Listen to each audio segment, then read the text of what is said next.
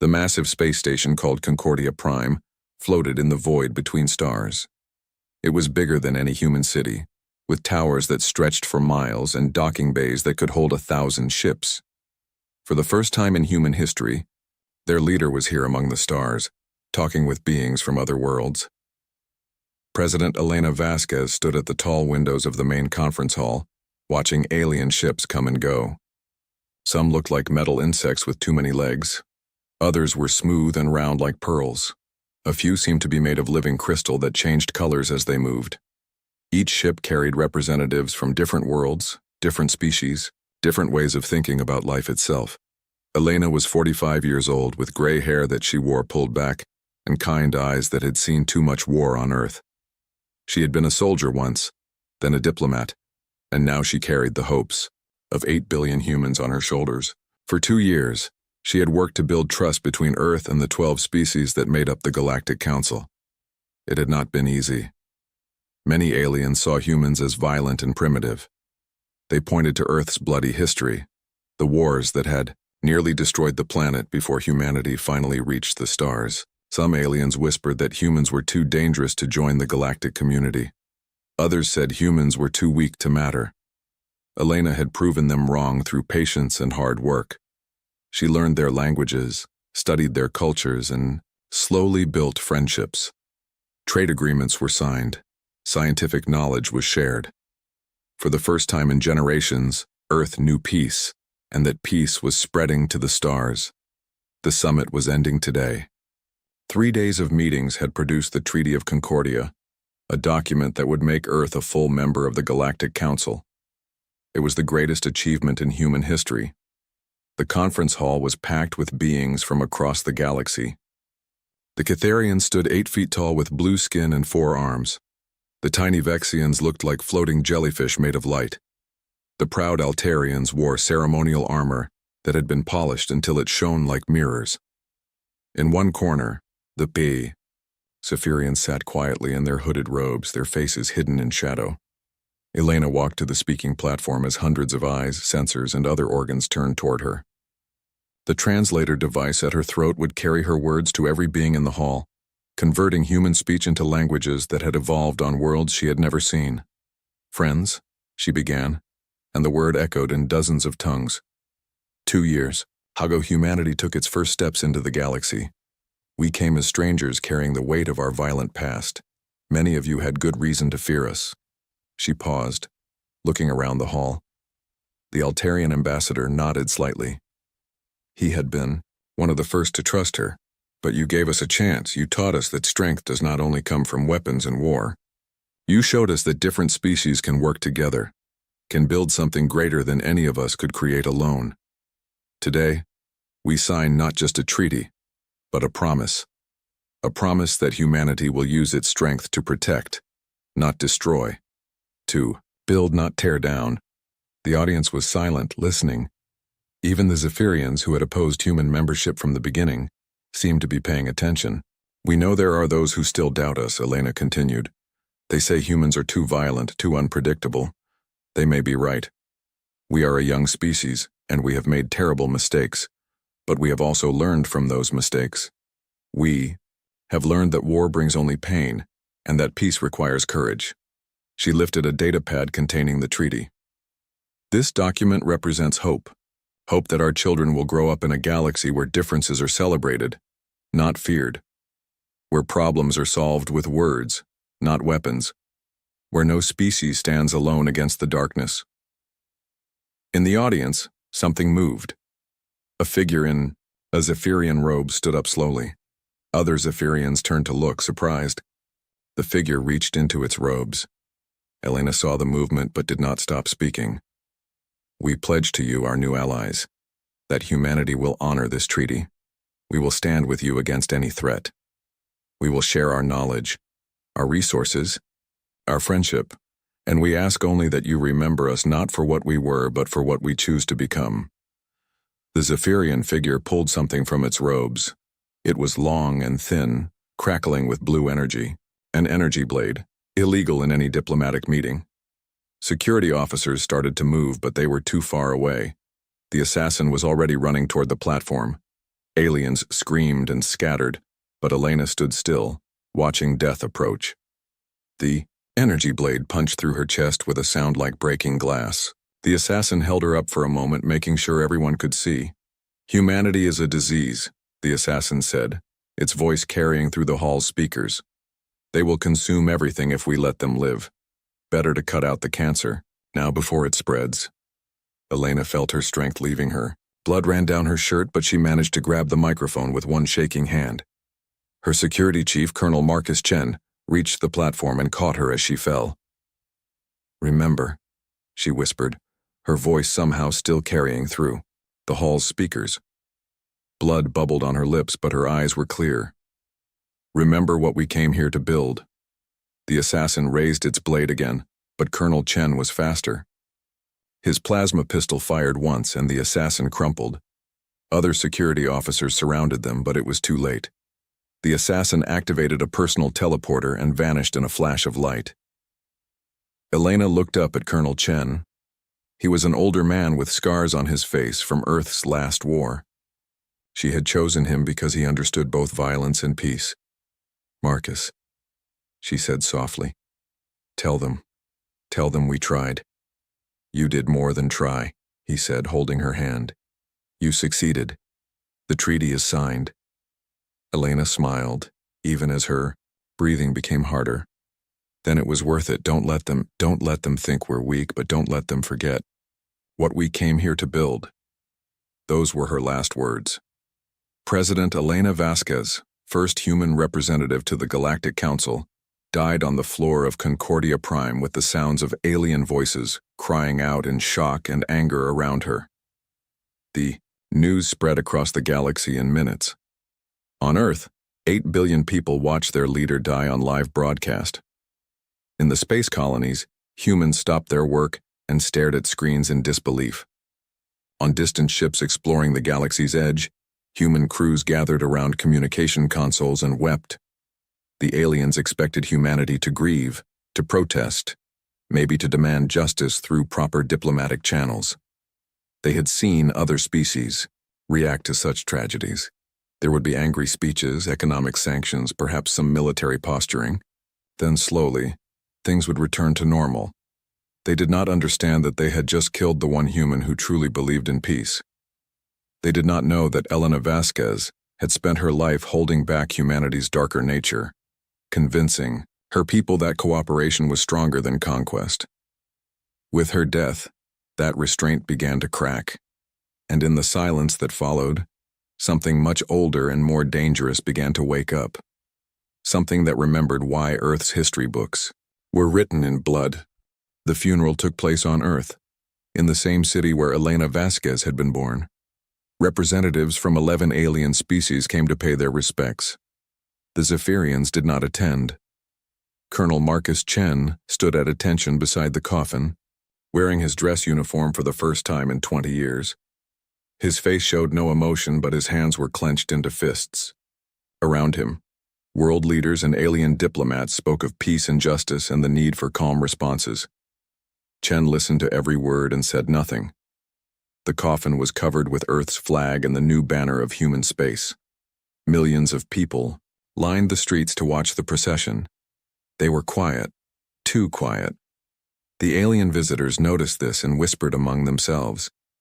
Where were the angry protests? Where were the demands for revenge? The humans just watched and waited. After the funeral, something strange happened. Every human ship in alien space began returning home. Trade convoys changed course without explanation. Diplomatic missions packed up and left. Human colonies that had been buying alien technology suddenly stopped placing orders. Within a week, almost no humans remained in alien territory. Those who did stay were scientists and researchers who had been working on joint projects. They finished their work quickly and politely, then they too departed. The aliens tried to contact Earth, but all communication channels were closed. Emergency frequencies that had always been monitored went silent. Even the trading posts that humans had established in neutral space shut down without warning. Earth had gone dark. In the capital city of New Geneva, Marcus Chen sat in the president's office. He had been elected as emergency war premier by the Global Assembly, a vote that passed without a single objection. Outside his window, the city hummed with activity. Factories that had been making civilian goods were being converted to military production. Shipyards that had been building exploration vessels were now constructing something very different. Chen picked up a communication device and spoke to someone the aliens would never see. "Report," he said simply. The voice that answered came from deep underground, from bunkers that officially did not exist. "Operation Ghost Protocol is complete. All agents are in position. We have full intelligence on 12 species, including military capabilities, government structures, and personal information on key leaders." Chen nodded. While Elena had been building peace, he had been preparing for war. Every human diplomat had also been a spy. Every trader had been gathering intelligence. Every tourist had been mapping alien worlds and recording weaknesses. The aliens had welcomed humans with open arms, never realizing that they were inviting military intelligence officers into their most secure facilities.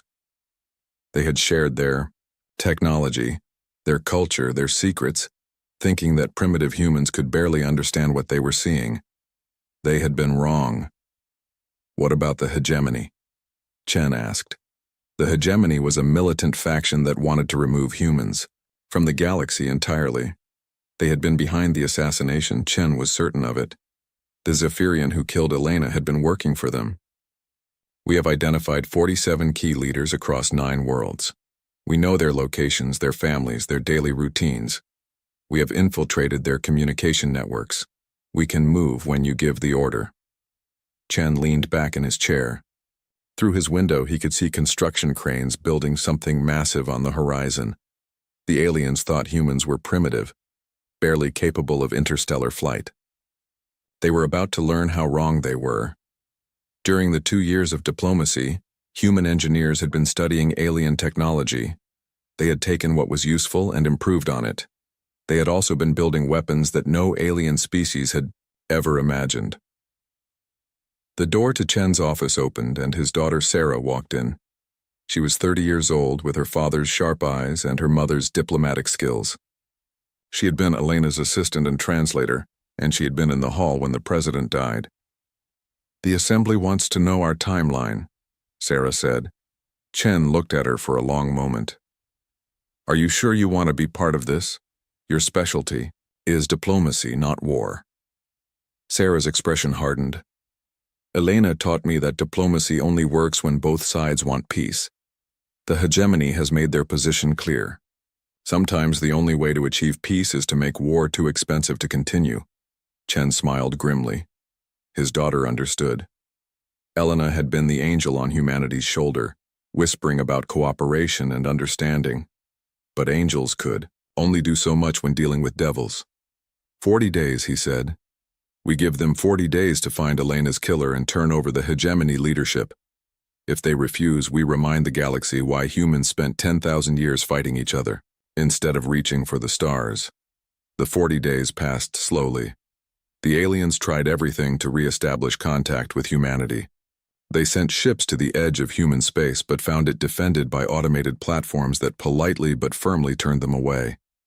They attempted to hack human communication networks but found systems that were far more advanced than anything they possessed. Some alien leaders began to worry. The Altarian ambassador, who had been Elena's friend, warned the Galactic Council that they were making a mistake. Humans were not like other species. Their planet had produced warriors and conquerors alongside saints and artists. Pushing them too far might have consequences no one could predict. But the majority of the council believed that humans were simply grieving.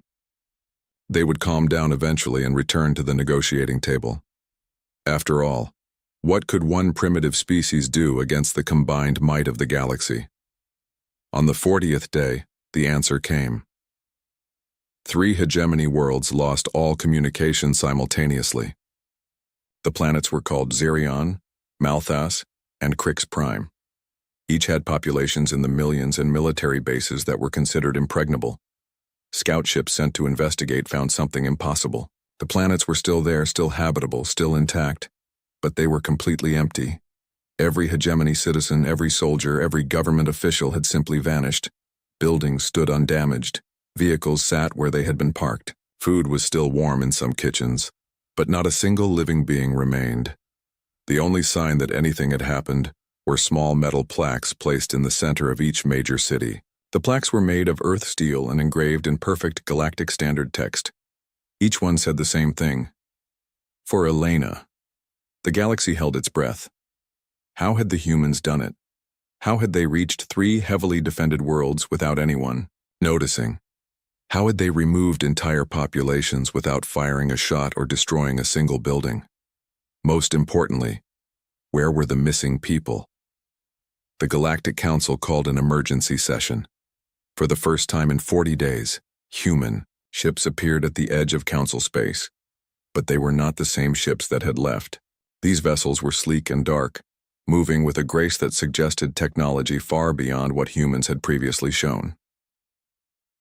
Sarah Chen arrived at Concordia Prime as humanity's new ambassador. She walked into the same hall where her father's friend had died, wearing a simple black dress and carrying a small briefcase. The council members stared at her, waiting for explanations, demands, or threats. Instead, she simply took her seat at the human delegation table and waited for them to speak first.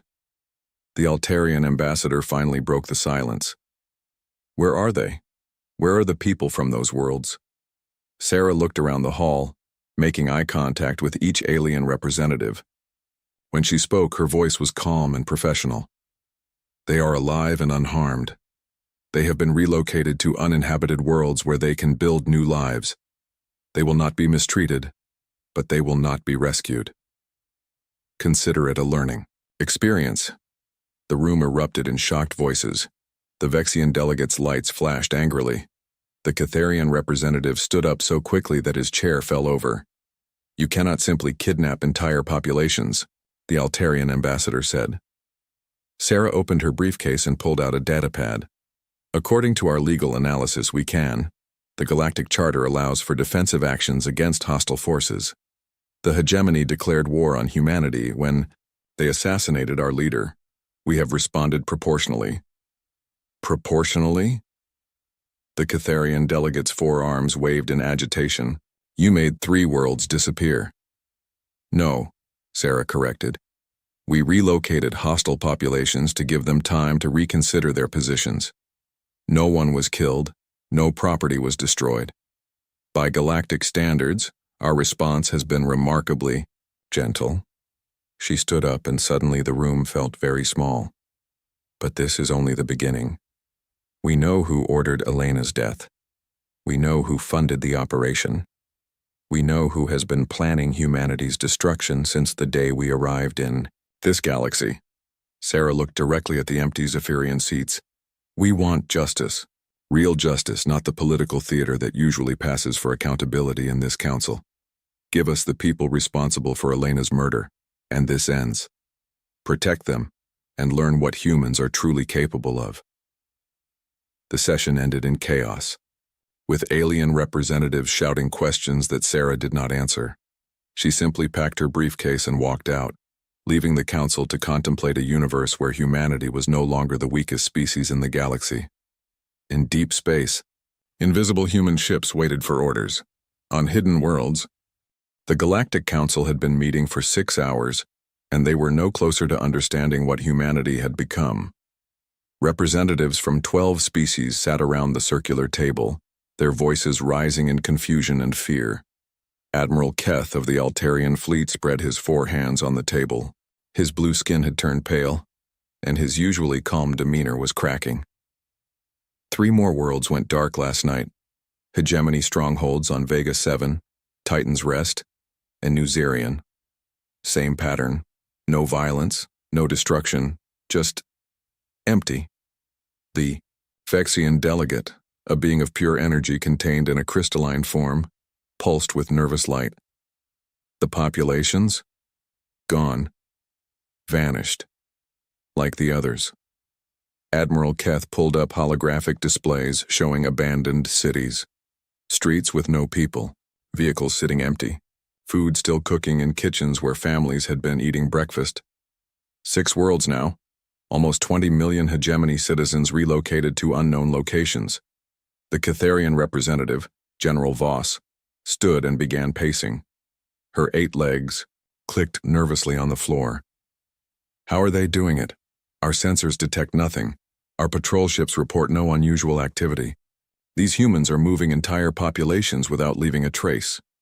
Ambassador Sarah Chen sat quietly at the human delegation table, watching the aliens panic. She had been here for 3 days, answering their questions with polite patience. Yes, humanity was responsible for the relocations. Yes, the missing populations were alive and unharmed. No, she would not reveal how it was being done or where the people had been taken.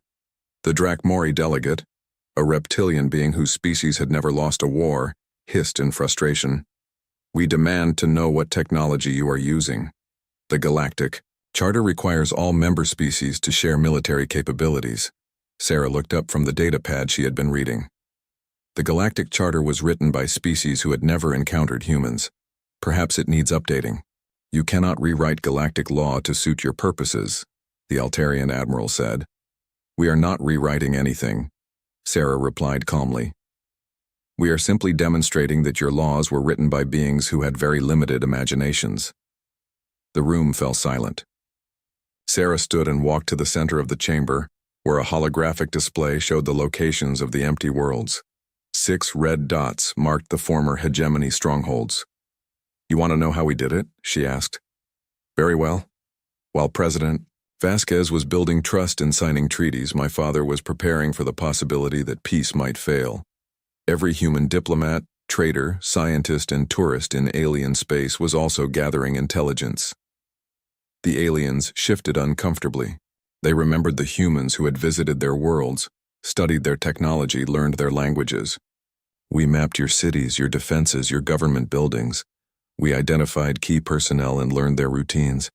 We studied your technology and improved upon it. Most importantly, we realized that your entire civilization is built on assumptions that no longer apply. Sarah touched the holographic display, and it changed to show a technical schematic. This is a quantum displacement field generator.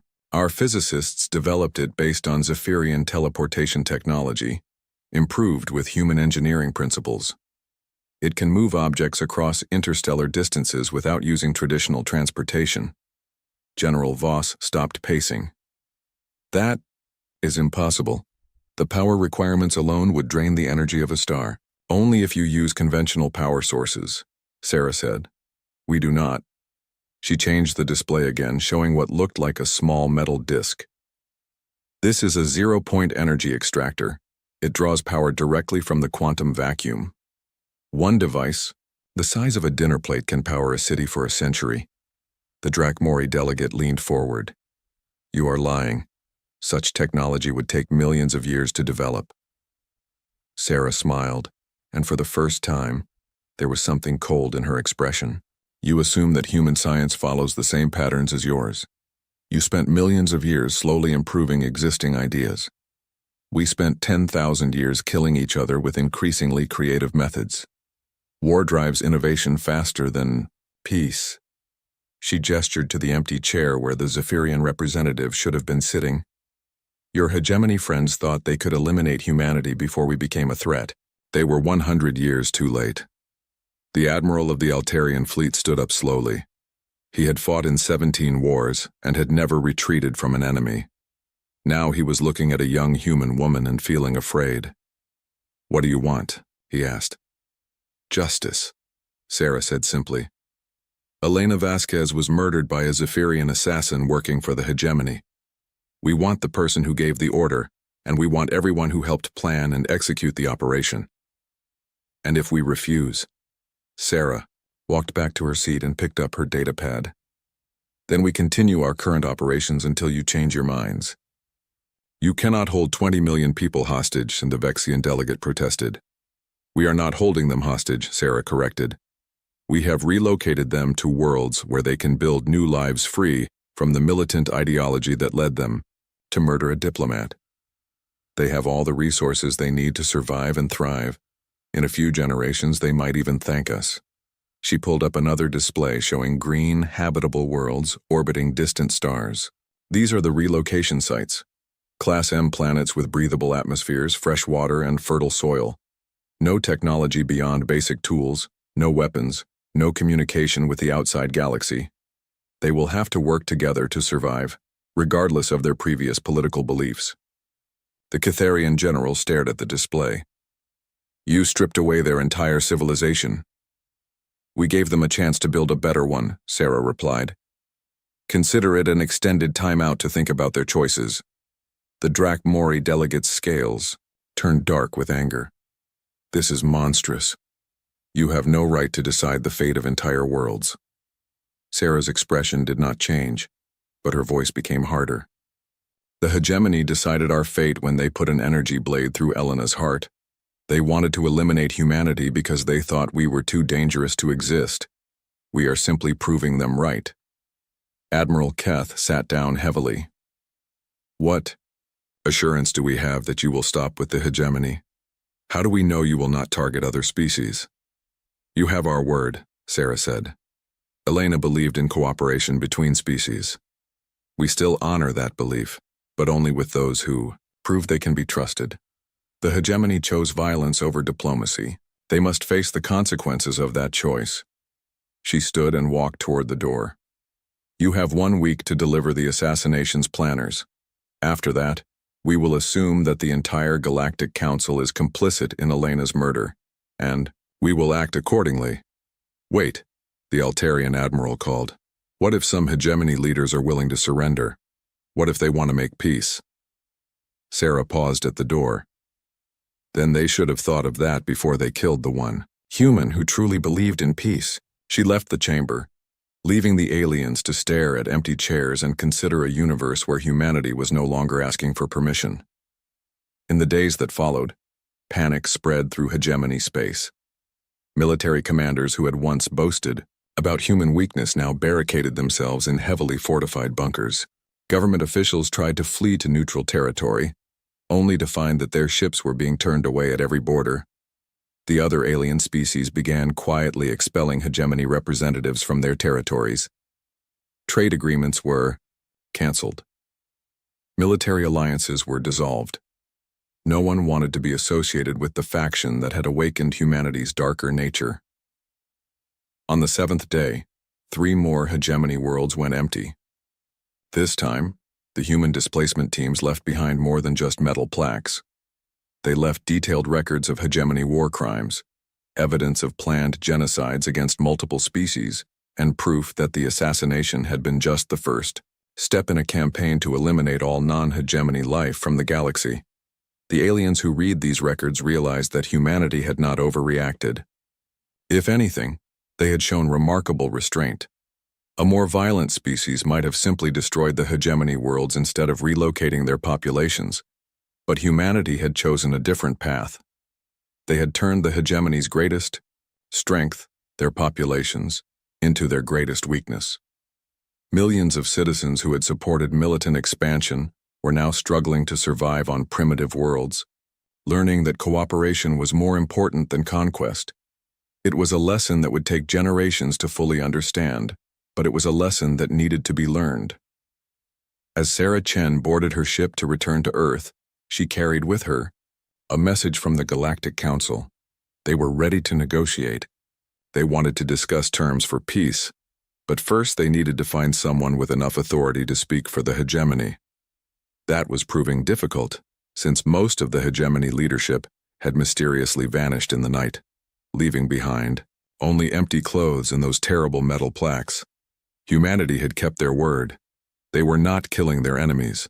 They were doing something much more creative and much more terrifying. They were teaching them humility.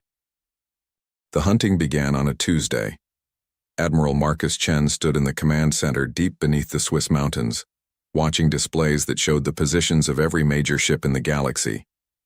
Red dots marked hegemony vessels. Blue dots showed allied species. Green dots were neutral traders and civilians. What the aliens could not see were the yellow dots, hundreds of them scattered throughout space, invisible to every sensor array the galaxy possessed. Human ships, waiting.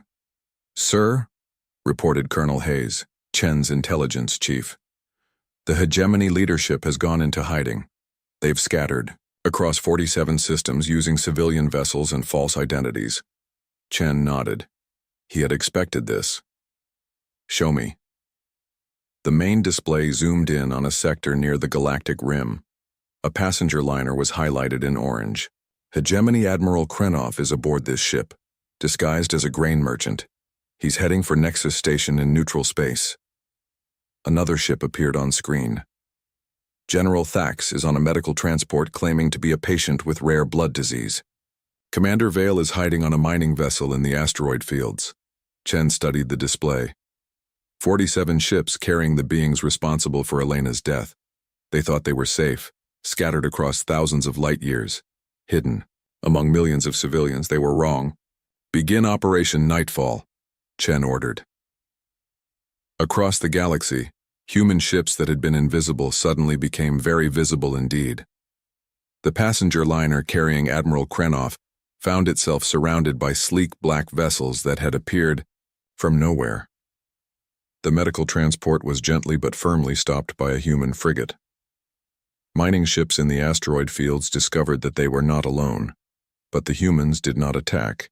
Instead, they sent polite messages requesting permission to board and conduct inspections. When permission was denied, they sent the messages again. They were very patient. On Nexus Station, the station commander received an urgent communication from the passenger liner that had just arrived. This is Captain Maris of the liner Peaceful Journey. We are being surrounded by unknown vessels. They claim to be human, but our sensors cannot detect them until they decloak right next to us. The station commander, a pragmatic Altarian named Torque, pulled up his sensor readings. Empty space. No ships within 50 million kilometers. Captain, our sensors show nothing in your area.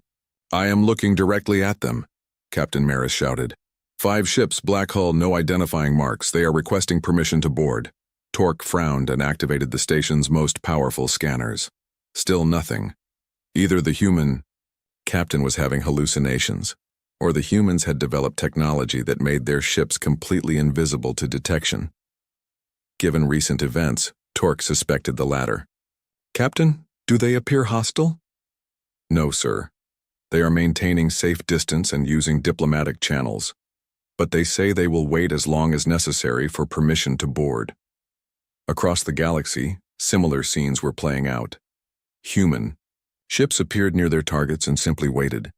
They made no threats, fired no weapons, and showed no aggression.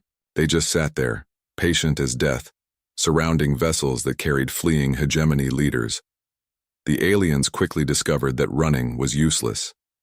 Human ships could match the speed of anything in the galaxy. Hiding was pointless. Human sensors could find a single being among millions. Fighting was impossible. Human ships seemed to ignore conventional weapons, and their own firepower could disable any vessel without harming the crew. On the mining ship Asteroid Dream, Hegemony Commander Vale watched in horror as a human boarding shuttle attached itself to his ship's airlock. He had 16 soldiers with him, all armed with military-grade weapons. The shuttle held maybe 6 humans. It should have been an easy fight. The airlock opened, and 3 humans stepped aboard. They wore simple black uniforms with no visible weapons. One was a woman who looked like she was barely 20 years old. Another was an older man with gray hair. The third was a giant of a man who had to duck to fit through the doorway. Good morning, the young woman said politely. I am Lieutenant Chen, Human Space Forces. We are looking for an individual named Commander Vale. We have reason to believe he may be aboard this vessel. The mining ship's captain, an honest trader named Brick, stepped forward nervously. This is a civilian vessel. We carry no military personnel. Lieutenant Chen smiled. We understand, Captain. We would simply like to conduct a brief inspection to verify that fact. May we proceed? Commander Vale watched from behind a bulkhead, sweating inside his disguise as a mining engineer. His soldiers were positioned throughout the ship ready to fight. He activated his communication device to give the attack order. Nothing happened. The device was dead. Lieutenant Chen seemed to notice his confusion. Oh, we apologize for the communication disruption. Our ships emit a field that interferes with most electronic devices. Safety precaution, you understand. She walked through the ship as if she owned it, scanning each face with casual interest. Behind her, the older man carried a device that hummed softly. The giant simply watched, his hands clasped behind his back. They found Commander Vale in the engineering section hiding behind a power converter. Lieutenant Chen looked at him for a long moment, then consulted a datapad. Commander Vale, Hegemony Special Operations Division. Wanted for conspiracy in the assassination of President Elena Vasquez. She looked up from the pad. Sir, you need to come with us. Vale drew his plasma pistol and aimed it at her head. His soldiers appeared from hiding places throughout the ship, weapons raised. I am not going anywhere with you, he snarled. Lieutenant Chen looked at the weapon pointed at her face and sighed. Sir, that will not work. Vale pulled the trigger. The pistol made a clicking sound. He tried again. Nothing. The older human held up his humming device. Quantum field disruptor. It makes energy weapons inert within a 50-meter radius. Very useful for peaceful arrests. Vale threw the useless pistol aside and pulled out a metal knife. I will die before I surrender to humans. The giant stepped forward. When he moved, it was faster than Vale's eyes could follow. One moment Vale was holding a knife, the next he was lying on the floor with his arm twisted behind his back. The knife was nowhere to be seen. Sir, Lieutenant Chen said patiently, we really do not want to hurt you. Please do not make this more difficult than necessary. 20 minutes later, Commander Vale was aboard the human shuttle, secured in a restraint field that felt like warm honey but was stronger than titanium. Through the viewport, he watched his soldiers waving goodbye from the mining ship's observation deck. They had not been harmed, just relieved of their weapons and given a stern lecture about choosing better employers. Similar scenes played out across the galaxy. Hegemony leaders who had thought themselves safe were politely but firmly collected by human teams that seemed to appear from thin air. Some tried to fight. Others tried to run. A few attempted to negotiate. None of it worked. The humans were polite, professional, and absolutely unstoppable. They knew exactly where their targets were hiding, exactly what defenses they faced, and exactly how to overcome any resistance. They moved through the galaxy like ghosts, striking precisely and vanishing without a trace. Within 72 hours, 46 of the 47 hegemony leaders had been captured. The last one, Supreme Admiral Korath, had barricaded himself in a fortress on the hegemony homeworld of Zephyr Prime. The fortress was built into a mountain and defended by energy shields that could stop a planetary bombardment. It had its own power source, its own food production, and enough supplies to last for decades. Korath sat in his command center surrounded by his most loyal guards and declared that humans would never take him alive. He was wrong about that, too. On the fourth day, a message arrived at the fortress. It was from Admiral Marcus Chen himself, speaking from the bridge of a ship that no Zephyrian sensor could detect. Supreme Admiral Korath, Chen said, his voice calm and professional. You ordered the assassination of President Elena Vasquez. Your subordinates have been arrested and are in our custody. Surrender now, and you will be treated with the same dignity you showed her. Korath's response was broadcast across the hegemony communication network. I regret nothing. Humans are a disease that must be eliminated. I would kill your president again if I could. Chen's reply came back immediately. Thank you for that confession. It will be useful at your trial. That night, Supreme Admiral Korath went to sleep in the most secure fortress in hegemony space, surrounded by loyal guards and protected by technology that had never failed. He woke up in a small white room with no windows and no doors. A note on the bedside table read, Good morning, Supreme. Admiral, breakfast will be served shortly. Please dress appropriately for your trial.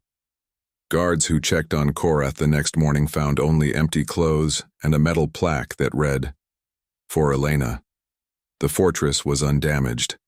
The shields were still active. The guards were unharmed.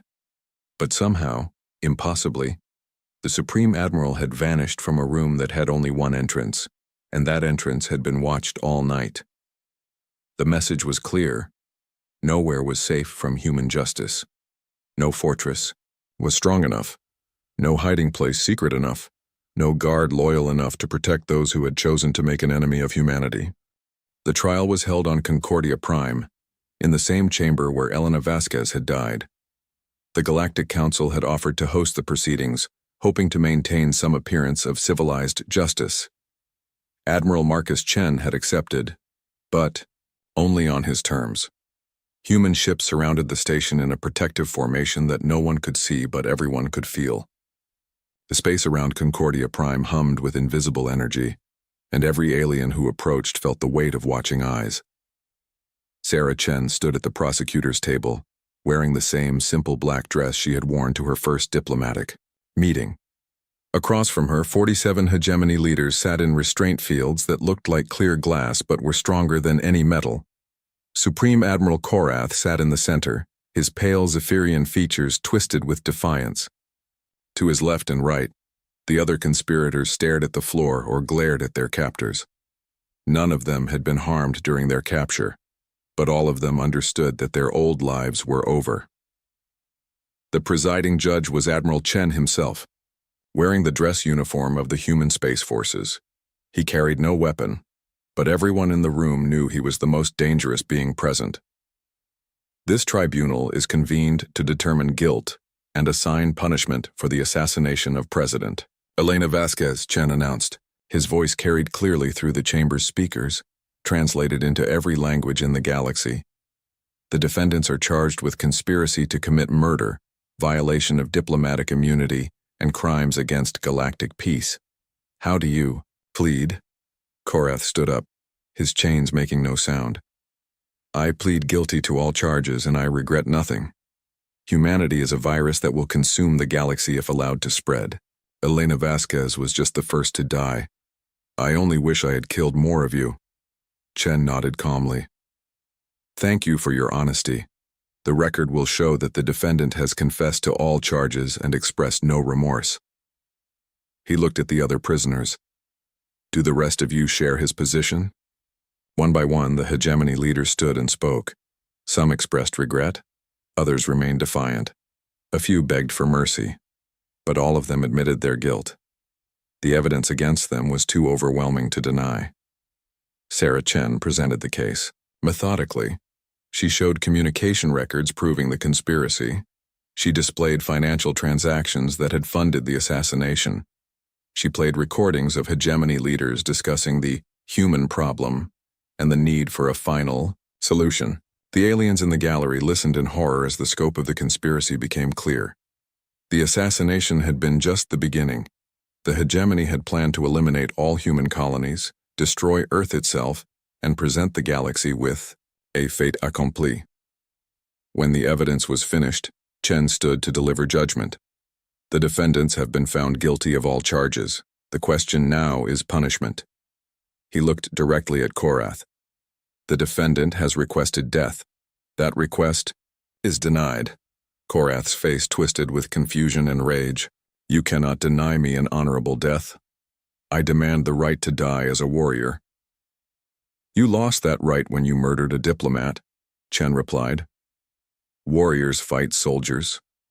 You killed a woman who came in peace, carrying nothing but hope for a better future. You will live with the consequences of that choice. He activated a holographic display showing a single star system at the edge of the galaxy. This is your new home. A single world orbiting a dying star. No other planets, no asteroid belts, no resources except what exists on the surface. You will be transported there along with your followers. All 47 of you will share this world. No technology beyond basic tools. No weapons. No communication with the outside galaxy. You will have enough supplies to survive the first year. After that, you must work together or perish separately. The gallery erupted in shocked voices. Exile to a dying world was considered one of the cruelest punishments in galactic law. Sarah, Chen stood and addressed the court. The defendants may choose an alternative punishment. Any who wish may volunteer for immediate execution instead of exile. The chamber fell silent. Death was final, but exile offered the possibility of eventual redemption. The choice revealed character in ways that nothing else could. Korath was the first to speak. I choose death. I will not live as your prisoner on some forgotten world. 14 others made the same choice. They were led away to face human justice, which turned out to be a single injection that caused them to fall asleep and never wake up. It was more mercy than they had shown Elena. The remaining 32 chose exile. They were taken away to begin new lives on a world where cooperation was the only path to survival. But the trials were not over. The galaxy held its breath as Chen announced the next phase of judgment. The conspiracy required more than just hegemony leadership. It required support, funding, and safe haven from other species. This tribunal will now address the complicity of those who aided the assassins. What followed was 3 days of revelations that shook the galaxy to its core. Human intelligence had penetrated every major government, every military organization, every trading consortium. They presented evidence of bribes paid, weapons provided, and intelligence shared with the hegemony. 12. Species had aided the conspiracy in various ways. Some had provided money. Others had shared military intelligence. A few had offered to hide hegemony leaders after the assassination. All of them now faced judgment. Chen's verdict was swift and comprehensive. The following species have been found complicit in the assassination conspiracy: the Drakmori Republic, the Vexian Collective, the Outer Rim Trading Alliance, and 9 others. Effective immediately, these species are barred from all human territory. Their diplomatic missions are expelled. All trade agreements are canceled. Any ship flying under their flags will be turned away from human space. This embargo will continue until such time as these species demonstrate genuine remorse and make appropriate reparations. The Drakmori delegate leaped to his feet. You cannot embargo half the galaxy. Our economies are interconnected. This will cause chaos. Chen looked at him with cold eyes. You should have considered that before you helped murder our president. The session was interrupted by an urgent communication. A young human officer entered the chamber and whispered something to Chen. His expression grew even more serious. I have just received word that a hegemony remnant force has taken control of Nexus Station. They are holding 3 million civilians hostage and demanding the release of all prisoners. The aliens in the gallery turned to each other in panic. Nexus Station was the largest trading hub in the galaxy, home to beings from dozens of species. Chen activated the communication system. This is Admiral Chen. You have 10 minutes to surrender. The response came back immediately, broadcast to the entire chamber. We have 3 million hostages and enough explosives to destroy the station. Release our leaders or watch millions die. Sarah Chen stepped forward and handed her father a data pad. He read it quickly and nodded. Your ultimatum is rejected, Chen announced. You have chosen to threaten innocent civilians. You will face the consequences. In the chamber, aliens watched the main display showing Nexus Station. The massive structure rotated slowly in space, its docking bays crowded with civilian ships. Somewhere inside, desperate hegemony soldiers held weapons to the heads of innocent beings. For exactly 10 minutes, nothing happened. Then the station's lights flickered. When they came back on, every hegemony soldier aboard was gone. 3 million hostages found themselves suddenly free, staring at empty uniforms and metal plaques that read, "For Elena." The explosives were gone too, disarmed and removed without anyone noticing.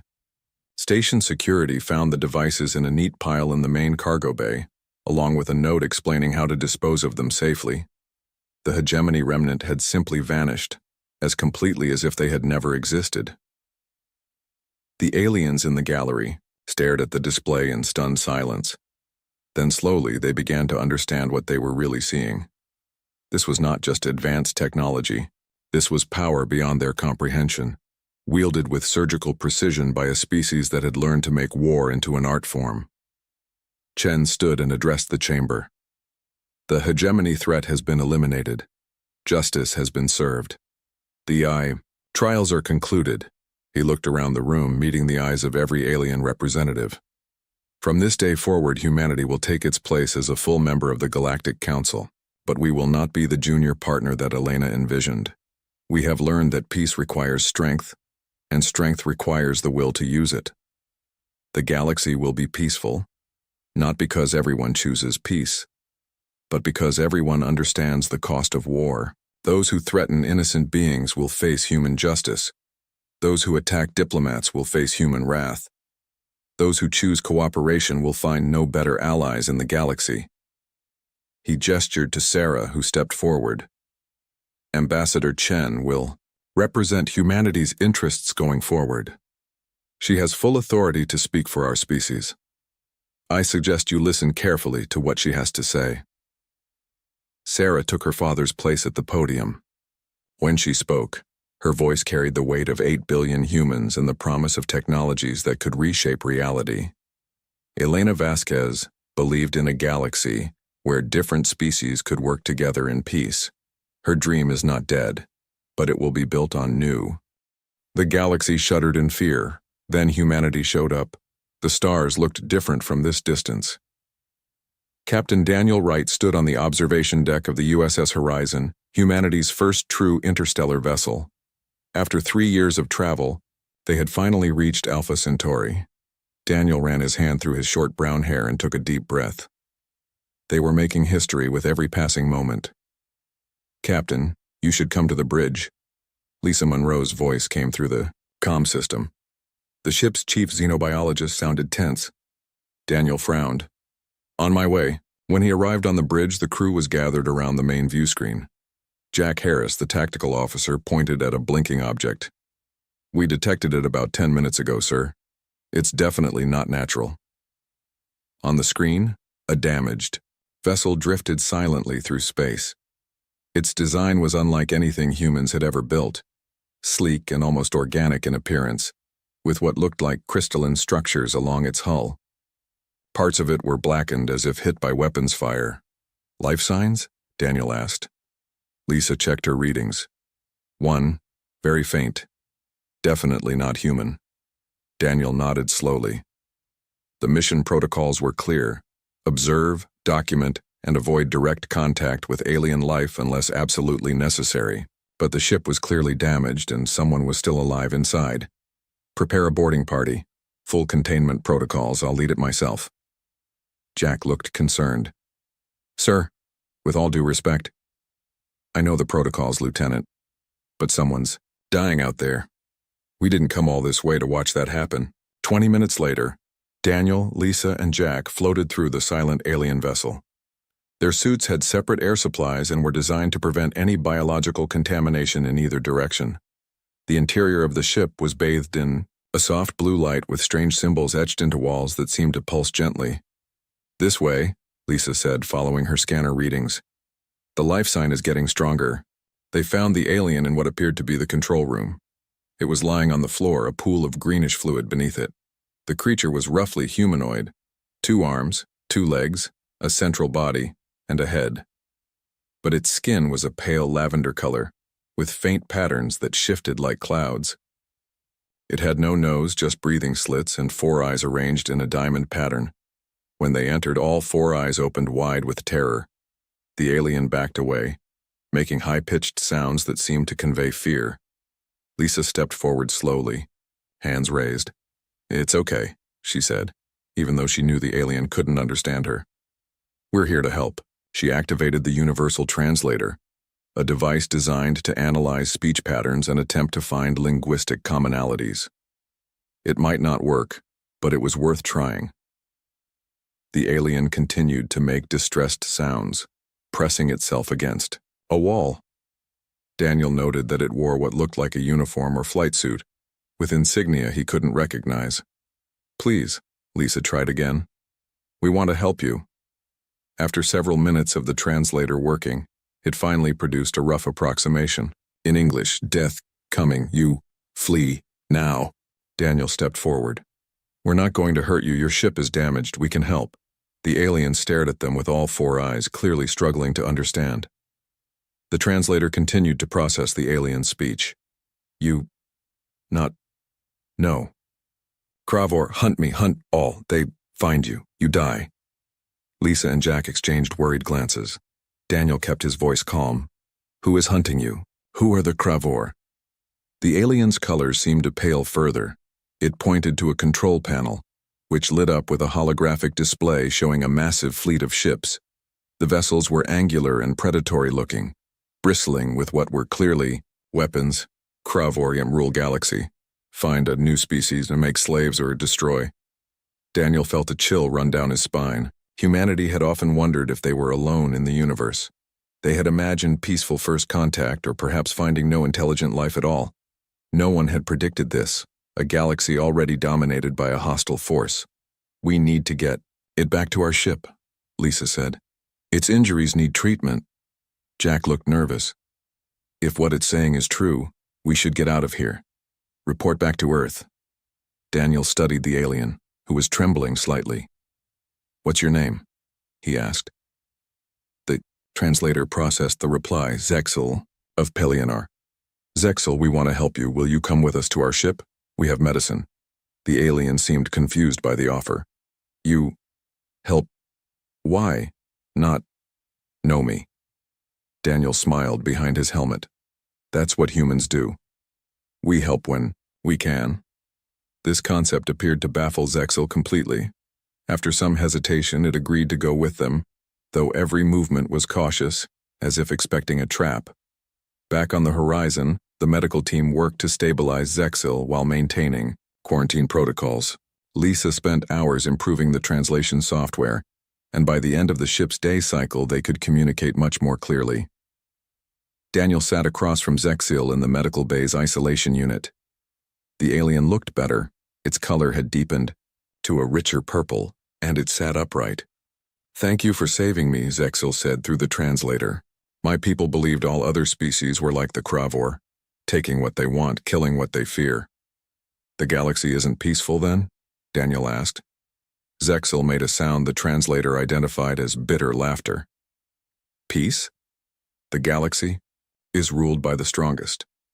The Kravor collective conquered half the known systems in the last 3 centuries. My world was taken 20 years ago. Most of my people serve as laborers now. And you? I was a scientist. I stole a ship to search for help, for any species that might stand against the collective.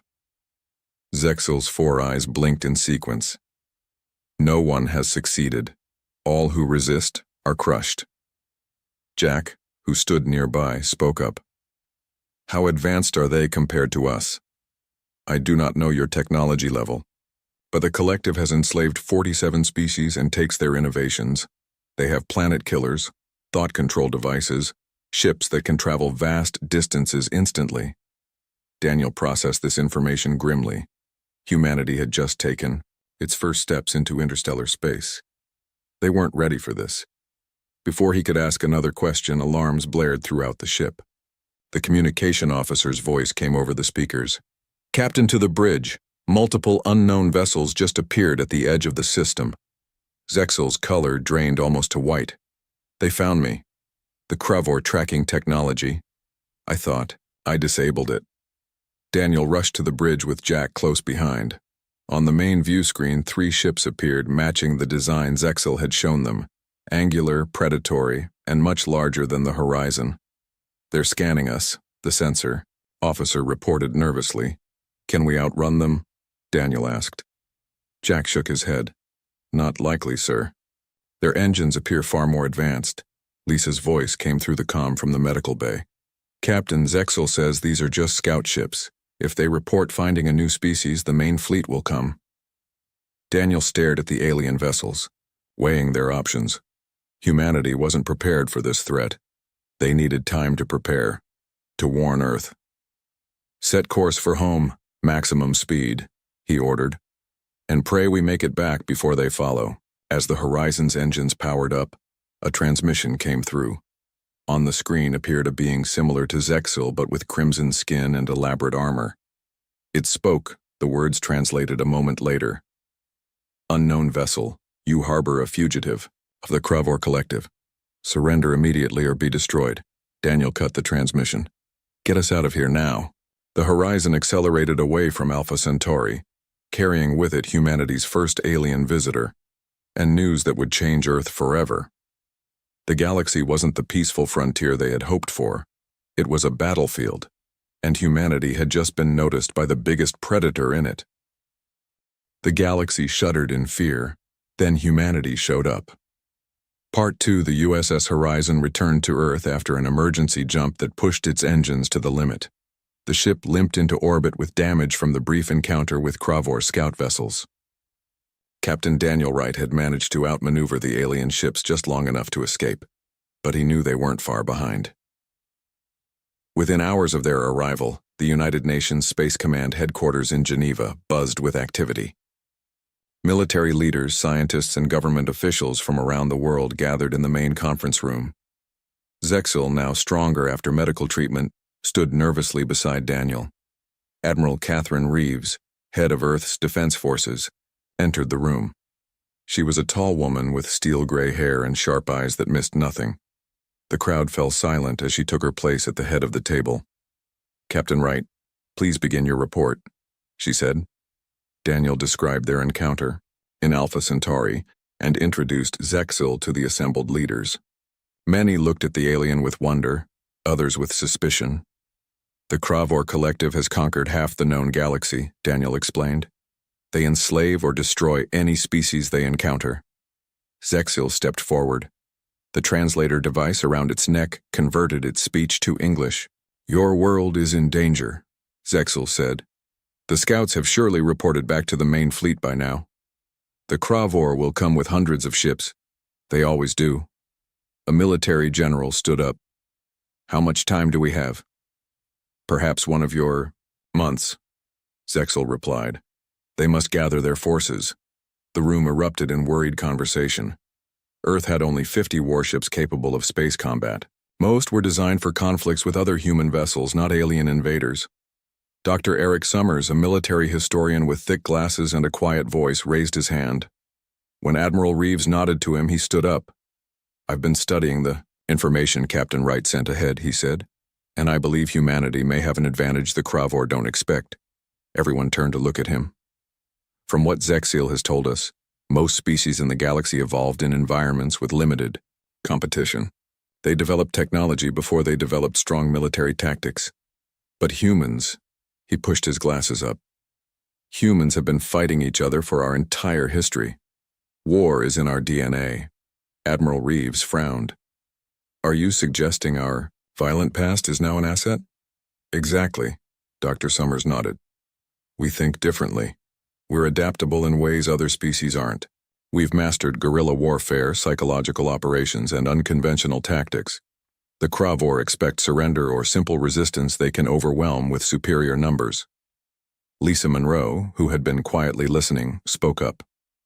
"Zexil and I have been studying Kravor biology and technology. They rely heavily on intimidation. Their actual combat tactics are predictable. They have not needed to evolve their strategies," Zexil added. "No species has truly challenged them in centuries."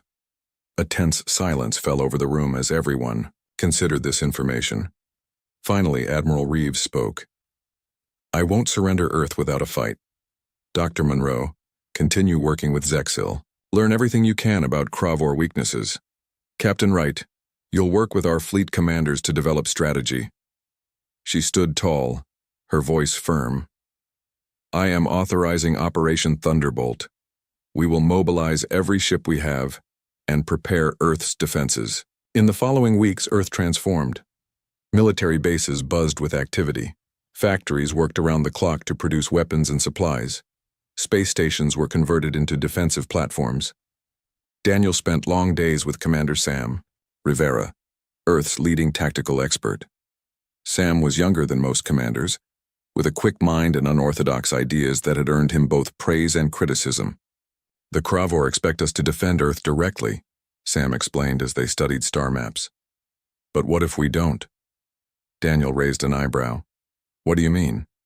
"We use the solar system itself as a weapon." Sam pointed to the outer planets. "Jupiter's moons provide cover. Saturn's rings create sensor interference. We hide our fleet, strike fast, and disappear." Meanwhile, Lisa and Zexil made a breakthrough, They sat in the research lab surrounded by holographic displays of Cravor technology. "They're neural implants," Lisa said, pointing to a diagram. "Every Cravor warrior has one. It connects them to their command structure." Zexil nodded. "Yes. It allows their leaders to control large forces efficiently. But it's also a weakness," Lisa continued excitedly. "If we could disrupt that signal, it would cause chaos," Zexil finished. "But no one has ever managed to hack Cravor systems." Lisa smiled. "No one has ever tried with human AI systems." 3 weeks after the Horizon's return, long-range sensors detected a large fleet entering the solar system. 200 Cravor vessels approached Neptune, moving in perfect formation. In the UNSC command center, Admiral Reeves watched the incoming fleet on the main screen. Beside her stood Daniel, Lisa, and Sam. "They're broadcasting, Admiral," a communication officer reported. The screen changed to show a Cravor commander. Its crimson skin was decorated with battle scars, and its 4 eyes glowed with confidence. "I am Supreme Executor Drazkul of the Cravor Collective," the alien said through the translator. "Your species has been assessed and found suitable for integration.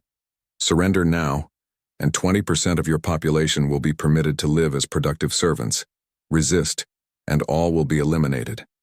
Admiral Reeves stared at the screen, but said nothing.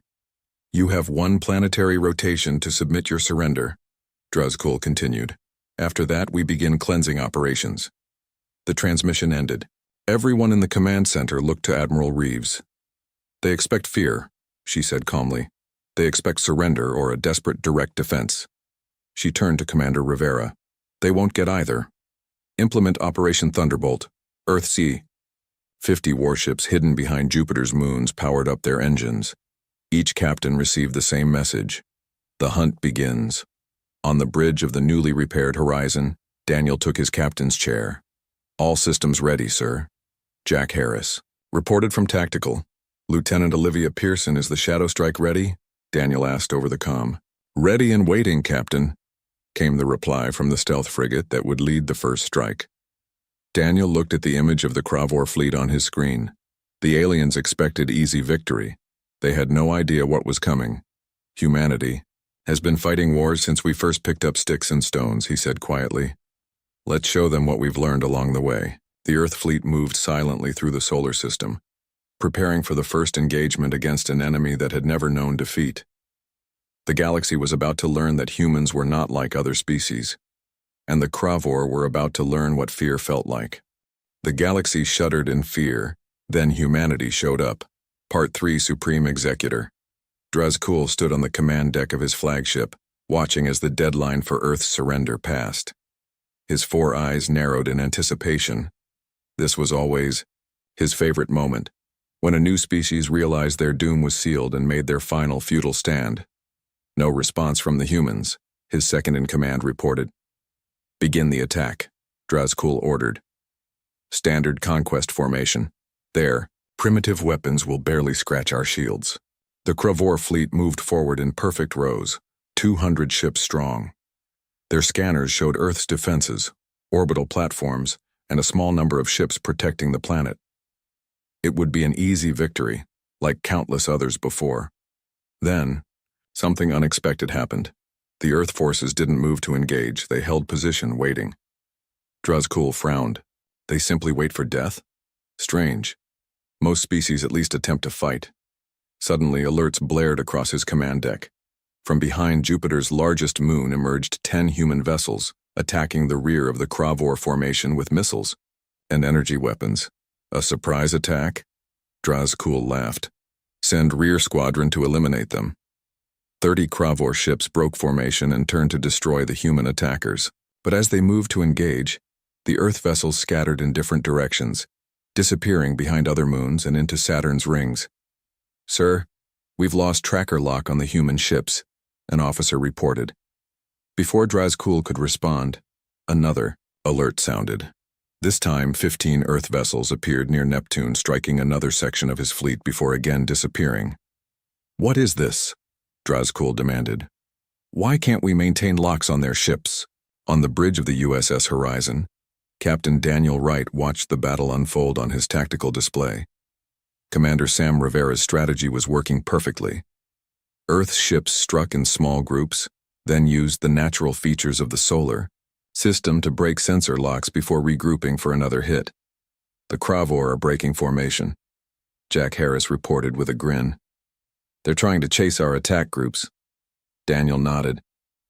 Just as planned. They're used to enemies who fight head-on. They don't know how to handle guerrilla tactics. In the command center on Earth, Admiral Reeves monitored the battle with Zexel at her side. The alien watched in amazement as the human ships outmaneuvered the more powerful Cravor vessels.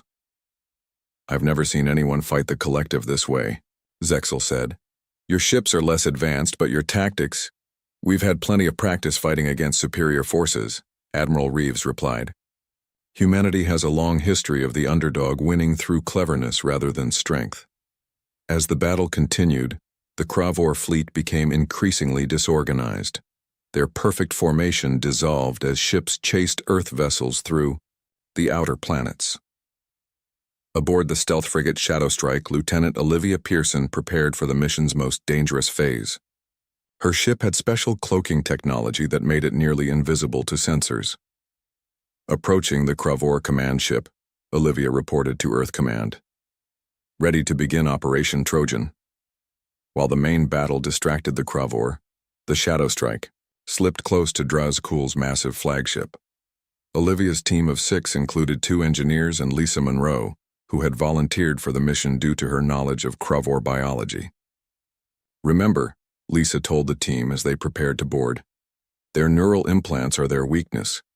If we can access their central computer, we can upload the virus." Wearing specialized stealth suits, they left the Shadowstrike and moved through space toward a maintenance airlock on the Cravor flagship.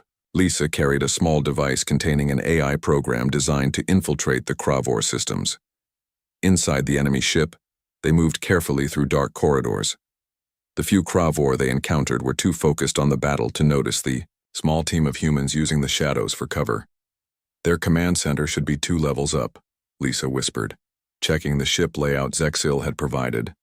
After 30 tense minutes, they reached a computer access terminal. One of the engineers connected Lisa's device to it, and the AI program began its work, seeking pathways into the Cravor command systems. "It's in," the engineer said after several minutes.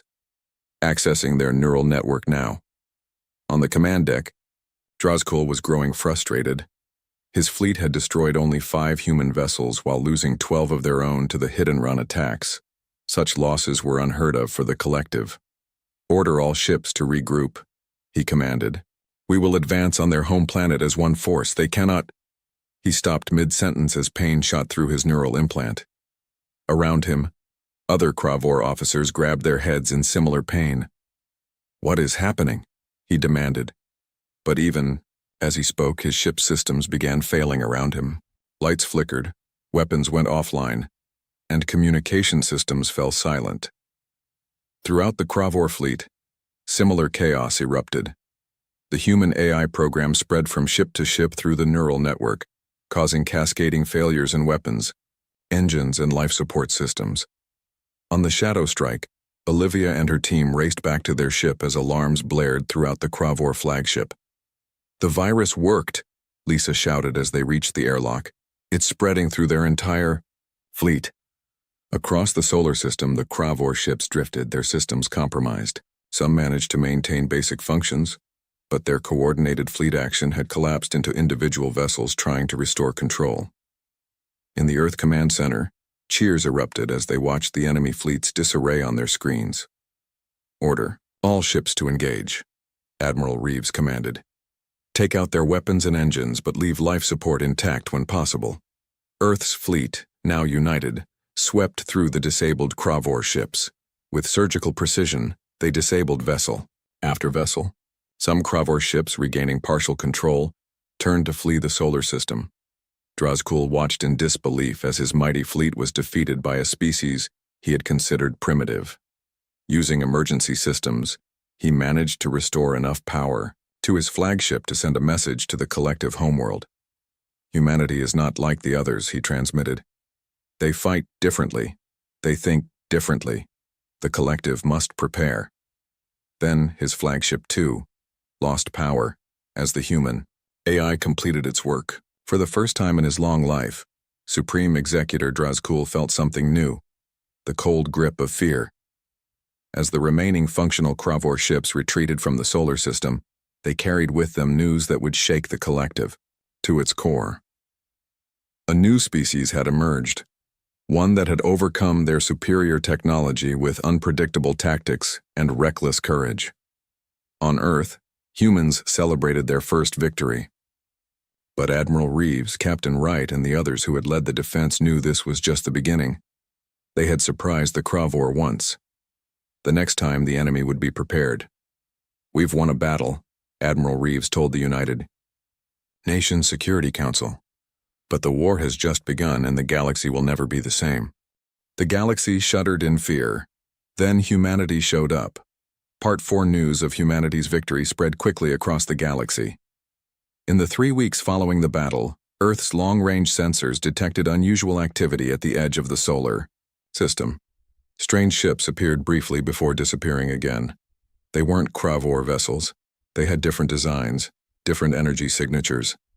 "They're watching us," Admiral Reeves said during a meeting with her top commanders. "Word of our victory has spread." Captain Daniel Wright studied the sensor readings of the unknown ships. "Are they friends or enemies?" "That's what we need to find out," Admiral Reeves replied. She turned to the view screen where Zexel was displayed from another room. "Any ideas who these visitors might be?" Zexel's color shifted to a thoughtful blue shade.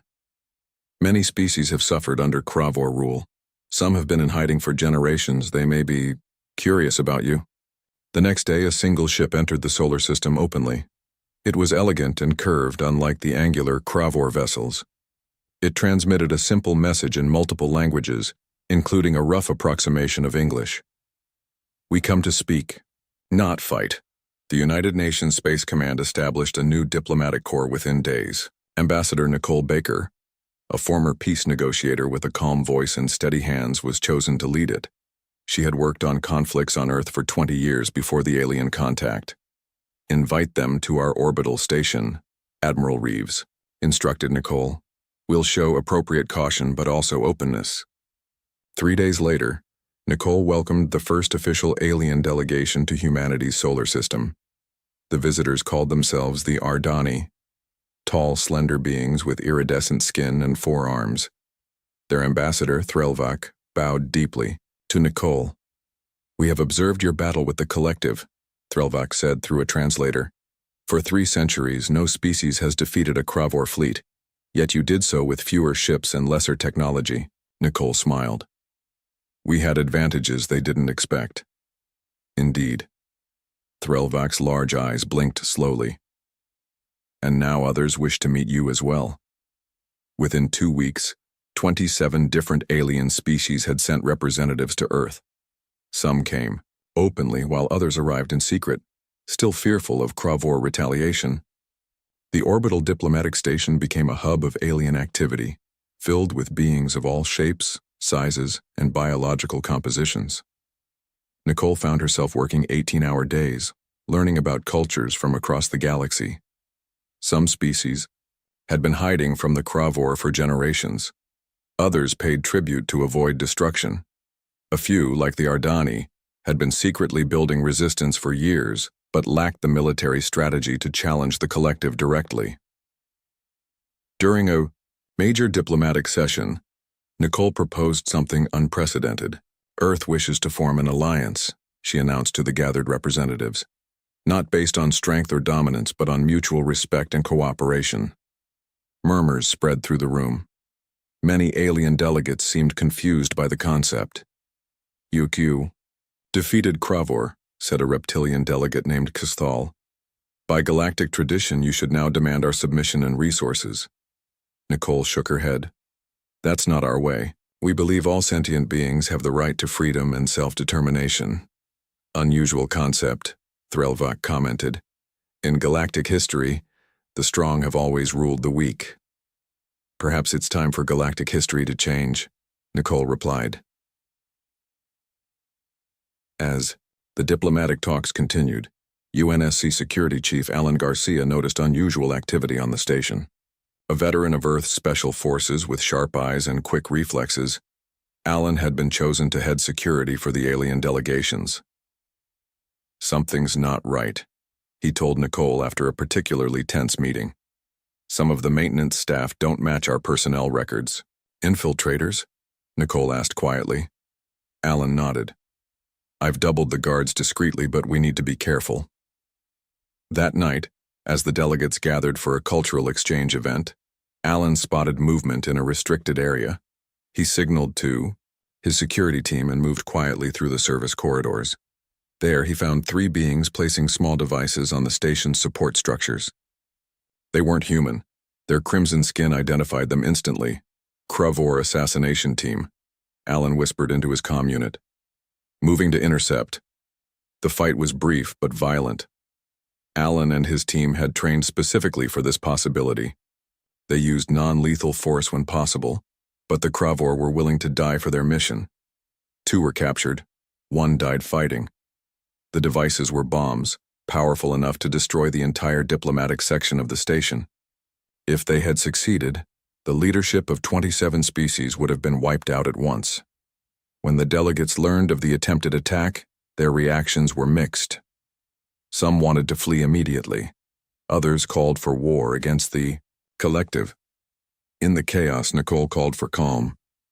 "This attack shows how afraid the Cravor are of our unity," she told the gathered representatives. "They fear what we might accomplish together." Threlvak stepped forward. "The human security forces saved all our lives today. They could have protected only themselves, but they risked their lives for all species present." The words had an impact. Many delegates who had been skeptical of Earth's proposed alliance now looked at humans differently. The next day, 15 species formally joined what would become known as the Galactic Cooperative. Meanwhile, in the secure section of the station, Lisa Monroe interrogated the captured Cravor agents with Zexel's help. What they learned was disturbing. "The collective is mobilizing their entire fleet," Lisa reported to Admiral Reeves.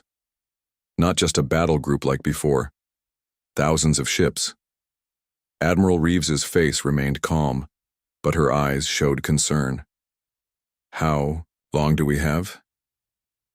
3 months at most," Lisa replied. "They're gathering forces from across their territory." That evening, Admiral Reeves called an emergency meeting with Earth's military leadership.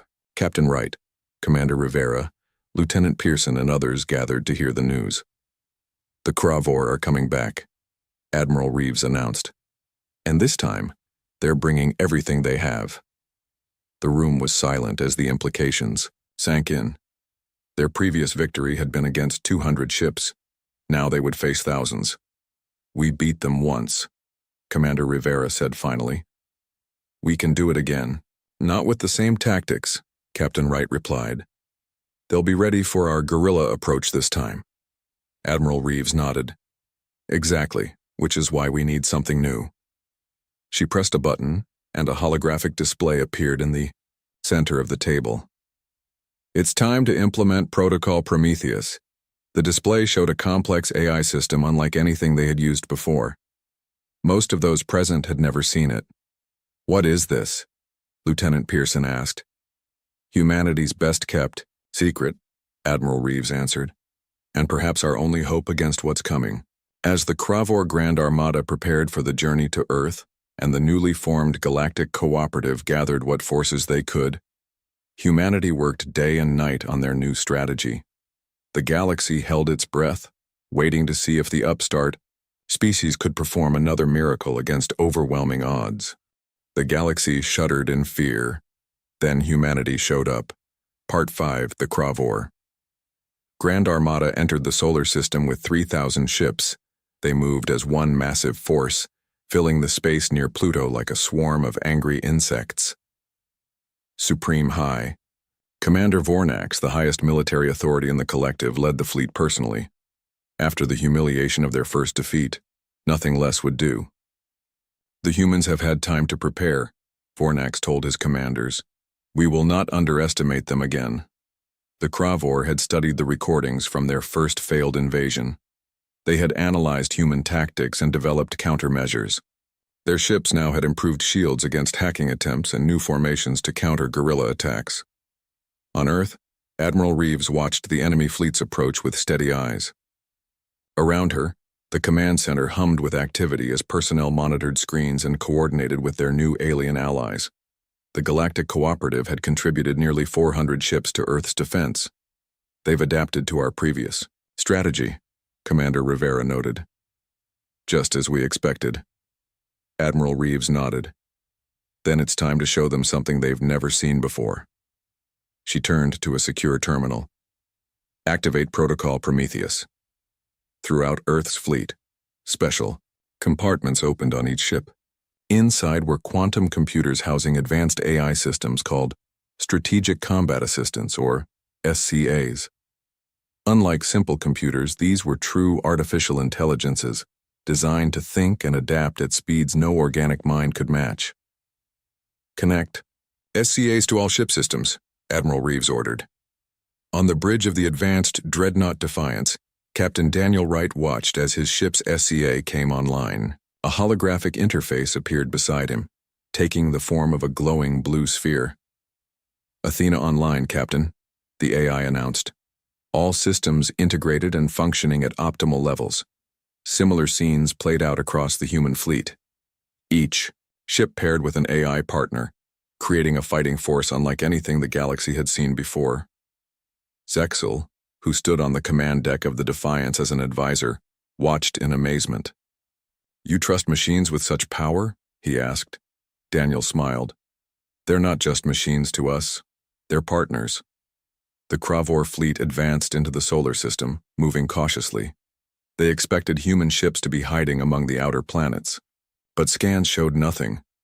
Where are they? Fornax demanded. His question was answered moments later when the entire human fleet suddenly appeared from behind the sun, having used its gravitational field to mask their energy signatures. The Earth ships moved in complex patterns that seemed chaotic at first glance, but were actually precisely coordinated by the SCAs. Attack pattern Hydra, Fornax ordered, and his fleet spread out to surround the humans, but the Earth vessels and their AI companions had already calculated this response. They split into smaller groups, each targeting weak points in the Kravor formation that only the SCAs could identify in real time. Lieutenant Olivia Pearson, now commanding her own vessel, led a strike team through a gap in the Kravor lines. SCA Helena, plot firing solutions for maximum disruption, she ordered. Calculating, her AI partner responded, firing solutions complete. Olivia's ship fired precisely targeted shots that disabled key communication nodes on multiple enemy vessels, causing confusion in their ranks. Meanwhile, in a research vessel beyond the main battle, Lisa Monroe and Zexil made a critical discovery.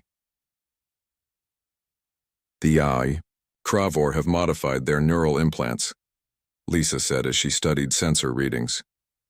Our previous virus won't work. Zexil pointed to a different reading. But look, they've added a new frequency band to coordinate their fleet movements. Lisa's eyes widened. Which means we can target that specific frequency with an electromagnetic pulse. They quickly developed a modified EMP weapon designed to disrupt the new Kravor coordination system. The plans were transmitted to the human fleet, where the SCAs immediately began adapting ship systems to deploy the weapon. The battle raged across the solar system. Despite humanity's advanced tactics, the sheer number of Kravor ships began to take its toll. Several Earth vessels were destroyed, and many of their alien allies suffered heavy damage. On the Defiance, Daniel received troubling news. Sir, the Kravor have broken through the outer defense line. They're targeting Earth directly. Daniel made a decision. All power to engines, we're going after the command ship. The Defiance accelerated toward the massive Kravor flagship, dodging enemy fire with maneuvers too complex for human reflexes alone. Athena, the ship's SCA, controlled much of the navigation, allowing the human crew to focus on weapons and shields. We're in range of the modified EMP, Daniel announced. All ships in position, fire on my mark. Across the battlefield, 50 human vessels fired the electromagnetic pulse simultaneously. The carefully targeted energy wave swept through the Cravor fleet, disrupting their new coordination frequency. Ship after ship lost formation as confusion spread through their ranks. But the Cravor flagship had special shielding. It continued to advance toward Earth, leading a group of ships still under control. Their flagship is protected, Daniel said grimly. We need to get closer. The Defiance took heavy fire as it approached the massive enemy vessel. Warning alarms blared throughout the ship as systems began to fail. Hull breach on decks 3 through 5, reported Jack Harris, now Daniel's first officer. Shields at 12%. Daniel looked at the tactical display. The Cravor flagship was almost in range to attack Earth directly. There was only one option left. Evacuate all non-essential personnel to escape pods, he ordered. Jack, you have command of the evacuation. Jack stared at him. Sir? I'm staying with the ship, Daniel said calmly.